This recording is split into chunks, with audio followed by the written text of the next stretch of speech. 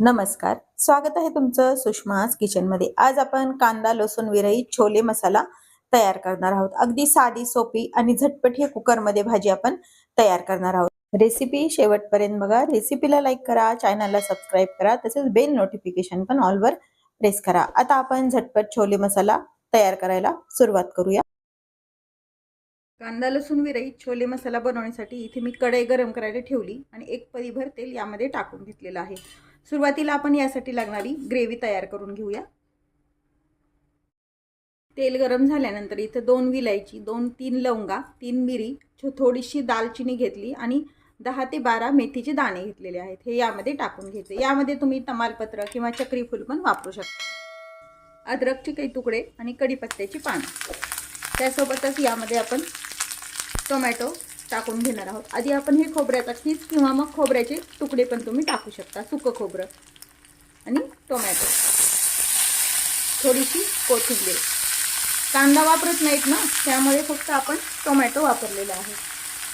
त्यासोबतच 10 ते 12 हे भिजवून घेतलेले जे छोले आहेत हे यामध्ये टाकून घ्यायचे। यामुळे काय होतं, ग्रेव्हीला दाटसरपणा येतो। कोणतीही भाजी बनवताना जर त्याच्या थोड्या फोडी जर तुम्ही ग्रेव्हीमध्ये मॅश केल्या तर त्याला छान दाटसरपणा येतो। टोमॅटो छान मऊ परतण्यासाठी चिमूटभर मीठ टाकून घ्यायचंय आणि हे छान परतून घ्यायचंय। छोले टाकलेले हे कच्चेच आहेत, उकडलेले वगैरे काही नाहीये। पुन्हा आपण ग्रेव्ही पण परततो तेव्हा ते व्यवस्थित छान शिजल्या जातात। आपण ही भाजी कुकरमध्ये बनवतोय त्यामुळे झटपट तयार होते। उकडलेले छोले हे नाही येत, फक्त आपण एक 7 ते 8 तास भिजत घातलेले छोले आहेत। हे मसाले छान परतून झाले। गॅस बंद करून घेऊया आणि हे जे साहित्य आहे एका ताटात काढून थंड करून घेऊया। हे भाजून घेतलेले ग्रेव्हीचे मसाले थंड झालेत। मिक्सर जारमध्ये घेऊन छान बारीक वाटून घेऊया।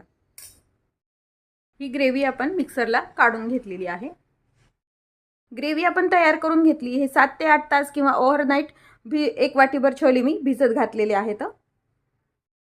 आपण हे छोले मसाला डायरेक्ट कुकरमध्ये शिजवणार आहोत, त्यामुळे इथं मी गॅस सुरू करून कुकर गरम करायला ठेवलेला आहे। ही भाजी झटपट अगदी 3 शिट्ट्यात छान तयार होते। नाही तर शक्यतो आधी छोले बॉईल करून घ्यायचे आणि मग भाजी करतात, पण हे एकाच याच्यामध्ये आपली भाजी छान तयार होते। इथे कुकर गरम करायला ठेवलाय। यामध्ये आपल्याला 2 पळी तेल टाकून घ्यायचे। आवश्यकतेनुसार तेल वापरायचे तुम्ही। आपलं गरम झालंय, यामध्ये थोडीशी मोहरी टाकून घ्यायची आहे। मोहरी छान तडतडली की जिरं टाकून घ्यायचे। जिरं मोहरीचा तडका झाल्यानंतर कढीपत्त्याची पानं टाकून घ्यायची। असा हिंग टाकायचा आहे आणि तयार केलेली ग्रेव्ही आपल्याला यामध्ये टाकून घ्यायची आहे। ही ग्रेव्ही आपल्याला छान तेलावरती परतून घ्यायची, याचा कच्चेपणा कमी होईपर्यंत। शक्यतो हे आधी परतलेलं आहे, पण आपण छोले त्याच्यामध्ये कच्चे टाकले त्यामुळे हे परतून घ्यायचं। गॅस मात्र कमीच ठेवायचा आहे। आपली ग्रेव्ही परततीये तोपर्यंत इकडे मी दही घेतलेलं आहे, एक अर्धी वाटी किंवा छोट्या वाटी भरून। ते थोडंसं आपल्याला फेटून घ्यायचे आणि यामध्ये आपल्याला काही मसाले ऍड करायचे। थोडीशी धना पावडर टाकायची, अर्धा चमचा भरून। गोडा मसाला गरजेनुसार, थोडीशी हळद टाकून घ्यायची आहे। छोले मसाला कोणताही तुम्ही वापरू शकता। छोले मसाला एक 1.5 चमचा भरून छोटा। लाल तिखट टाकून घ्यायचे, काश्मीरी मिरचीचं गरजेनुसार, आणि हे सर्व छान मिक्स करून घ्यायचे। आता आपण हे छान मिक्स करून घेतलेलं आहे। इकडे आपली ग्रेव्ही पण छान परतून झालेली आहे। आता जो आपण दह्याचा तयार केलेला मसाला आहे हा यामध्ये टाकून घ्यायचा। हे जे टाकताना गॅस मात्र अगदी कमी असला पाहिजे, नाहीतर हे दही असं फुटल्या जातं आणि मग ती भाजीला छान दिसत नाही आणि चव पण वेगळी येते जरा। त्यामुळे शक्यतो कमी गॅसवरतीच हे टाकून आपल्याला परतून घ्यायचंय। 1-2 मिनिट हे परतून घेऊया। हे परतून झाले। हे भिजून घेतलेले छोले यातलं पाणी काढायचं, हे यामध्ये टाकून घ्यायचे। एक 5 मिनिट मसाले आणि छोले छान परतून घ्यायचे। परतताना यामध्ये आपण थोडीशी जराशी कोथिंबीर टाकून घेऊया।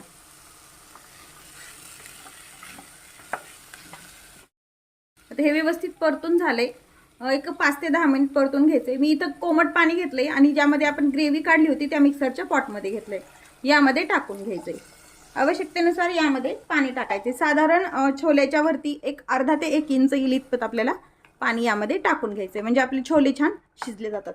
थोडं आपल्याला पाण्याची गरज आहे, त्यामुळे मी पुन्हा वरतून थोडंसं पाणी टाकून घेते. फक्त पाणी गरमच वापरायचं, म्हणजे भाजीची चव बदलत नाही आणि चव पण छान येते. आता यामध्ये चवीपुरतं मीठ टाकून घ्यायचंय आपल्याला.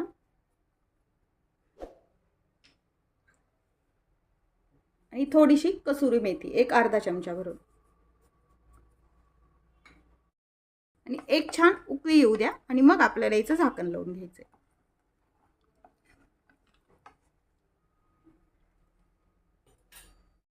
भाजीला छान उकळी आली, आपण याचं झाकण लावून घेऊया.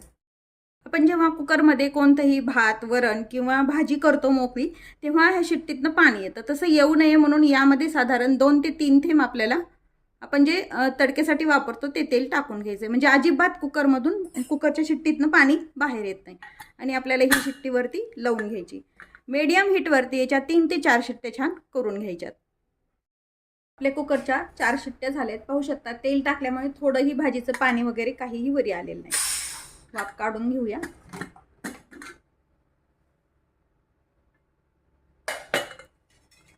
मस्त आपली छोल्याची भाजी तयार झालेली आहे. अगदी पाहिजे तसं आपल्याला याला दाटसरपणा आलेला आहे. तुम्हाला जर यापेक्षाही कमी ग्रेव्ही लागत असेल किंवा रस्सा लागत असेल तर तुम्ही तुमच्या ह्यानी कमी जास्त करू शकता. आता आपण हे छोले शिजलेत का ते चेक करूया. व्यवस्थित छोले आपले छान शिजले गेलेले आहेत. पाहू शकता अगदी मऊसर झाले. तर आता यावरती आपण कोथिंबीर टाकून घेऊया.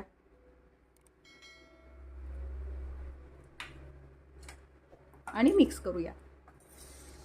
ही भाजी तुम्ही भाजी, पोळी, याच्यासोबत पण खाऊ शकता. पुरी किंवा मग भटुरे सोबत पण खाऊ शकता. कुलच्यासोबत पण अगदी छान लागते.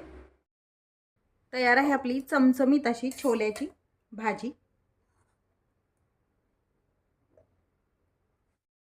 तयार आहे आपला कांदा लसूण विरहित चमचमीत असा छोले मसाला. रेसिपी नक्की करून पहा. रेसिपीला लाईक करा, चॅनलला सबस्क्राईब करा, तसेच बेल नोटिफिकेशन पण ऑलवर प्रेस करा, म्हणजे तुम्हाला माझ्या प्रत्येक नवीन रेसिपीचं नोटिफिकेशन सर्वात आधी येईल.